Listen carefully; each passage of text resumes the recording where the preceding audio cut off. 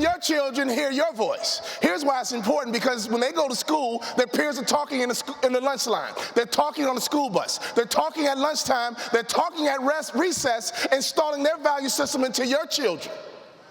But if your children can hear your voice, they won't adopt a value system that's not congruent with you and your family's value system.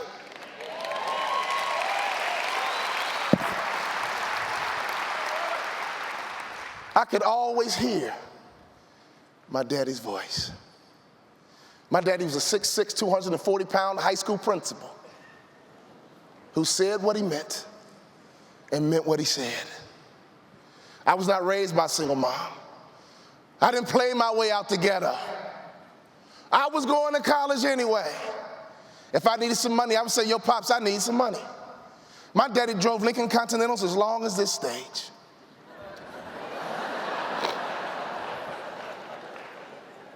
So please be careful what you allow the media to teach you.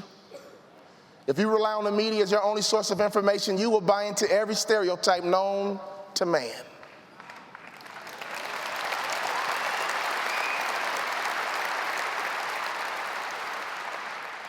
Here's where my life got tricky. I remember the first day of high school. My mother dressed me up in a nice outfit, and I walked in the first day of school just like this.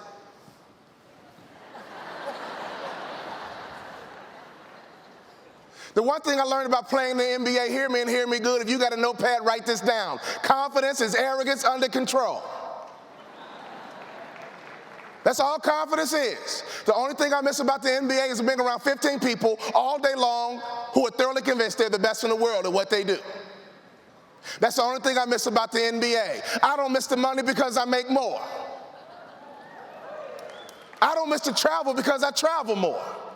The only thing I miss about the NBA is being around 15 people all day long who are thoroughly convinced they're the best in the world at what they do. When I left sports and got into the real world, I began to realize that people struggle with confidence.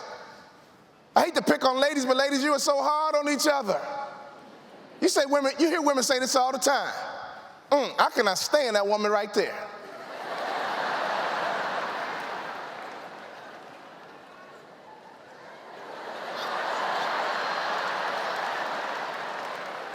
Oh, she gets on my nerves. I mean, she thinks she's all that. Ladies, you know I'm telling the truth. In fact, help me finish this statement. Who does she think she is?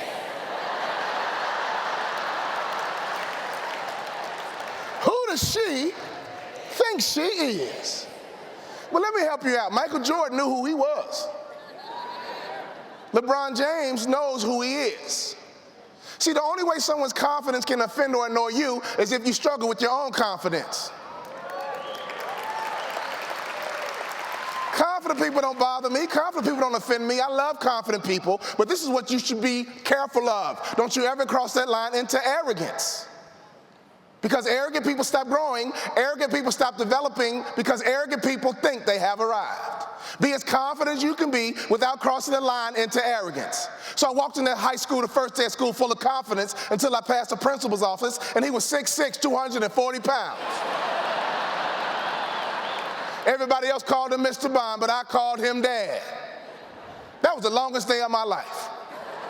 I went to the lunchroom and ate lunch all by myself.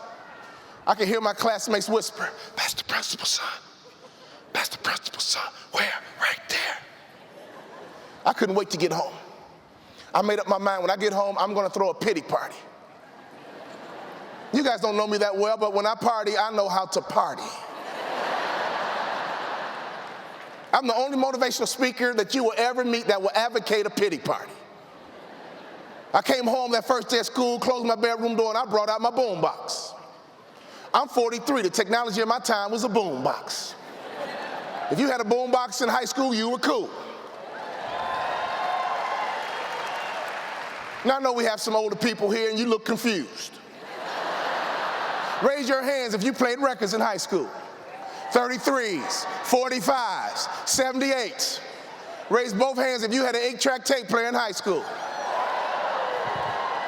Some of you guys used to crank your music, didn't you? I got home that first day of school, closed my bedroom door, and I brought my boombox out, and I invited Lionel Richie to my pity party.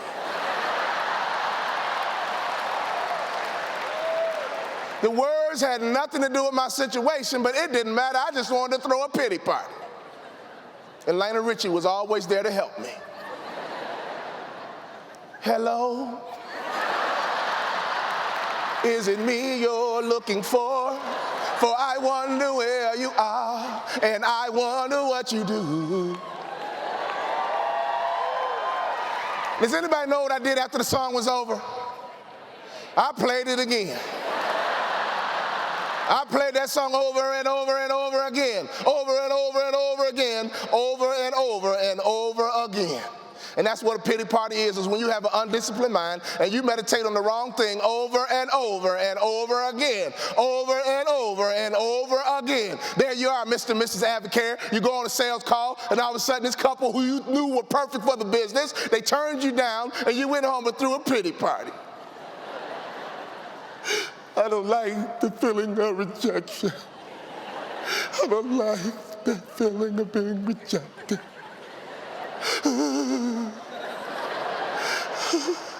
Why did my husband drag me into this business? Here's what I know about life. I give you 3 days to throw a pity party, and that's it. If you're going to throw a pity party, I give you 3 days, and that's it. And after 3 days, you cut off your boombox, your 8-track tape, your record player, your iPod, your MP3, and you come up with a plan. I threw me a good old pity party, and after 3 days, I cut off my boombox, and I came up with a plan. I'm going back to high school. I'll be starting a baseball team, basketball team, football team, president of the journalism club, and my classmates will vote me most likely to succeed.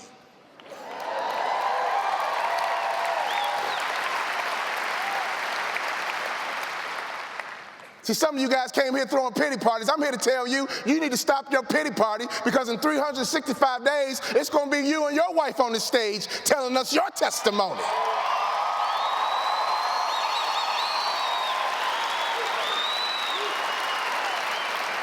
By the time I graduated from high school, I was star of the baseball team, basketball team, football team, president of the journalism club, and my classmates voted me most likely to succeed, and I heard through the grapevine all the girls thought I was cute.